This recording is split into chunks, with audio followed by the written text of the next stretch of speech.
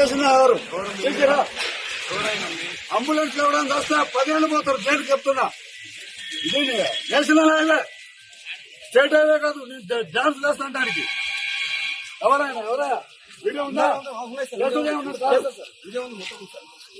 ఎవరైనా చెప్పు. ఏమి ఊరిపోయే రోడా? 100 ఫోన్లు సార్ అంబులెన్స్ చచ్చిపోతున్నాం అని అందరి మీద కేసులు ఏమన్నారు? వీడియో ఉన్నారా? పత్రికలు లేకుండా రండి ఒకసారి చెప్తా. ఉన్నాం సార్, చెప్పండి. రండి. అందరికి రైతులకు కూడా తెలియజేయండి. ఏదైనా సమస్య ఉంటే కలెక్టర్ దగ్గరికి పోండి, ధర్నా చేసుకోండి. ఆ రైట్స్ హక్కులు ఉంటాయి. అంతేగాని చీటికి మాటికి నాకు కడుపు నొప్పి లేచింది 100 టాబ్లెట్ వేసుకుంటుంటే కుదరదు. ఇది national highway. Number of vehicle 10 నిమిషాలలో 4-5 కిలోమీటర్లు ఉంటుంది. మనకు తెలుసు కర్నూలు నుంచి హైదరాబాద్ కు ఎంతమంది పేషెంట్లు హైయెస్ట్ ఫాస్ట్ గా వెళ్తుంటారు. ఒకటి గ్రీన్ ఛానల్ అని కూడా ఉంటది. అంటే ఊపిరితిత్తులు కిడ్నీలు తీసుకొని 120-140 మీద వెహికల్స్ పోతుంటాయి.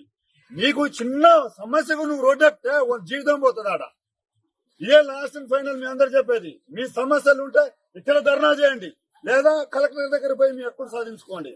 నేషనల్ హైవే సరే కాదు, నేషనల్ హైవే మీద ఉంటే మాత్రం మీకు తెలియదు ఆ కేసులు ఎట్లా. రైల్వే ట్రాక్ తెలుసు కదా కేసులు. ఈడ కేసు అయితే మిమ్మల్ని దేశంలో ఉన్న అన్ని రాష్ట్రాల్లో తిప్పుతారు. నేషనల్ హైవే మీద కూడా అదే కేసులు అవుతాయి.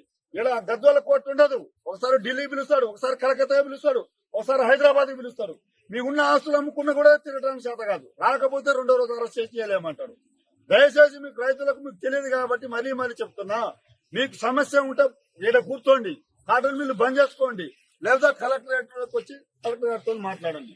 నేషనల్ హైవే మీద ఎక్కేసి నీకు చిన్న సమస్య ఉంది, మార్చరేజర్ ఉందని ఎక్కితే వాడి ప్రాణాలు పోతే ఎవరు రెస్పాన్సిబుల్?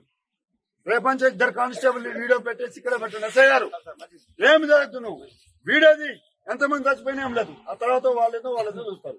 వాళ్ళు ఫోన్ చేసినారు, ఇంకొక 10 నిమిషాలు అయితే మేము వచ్చి తంతా ఉంటున్నారు.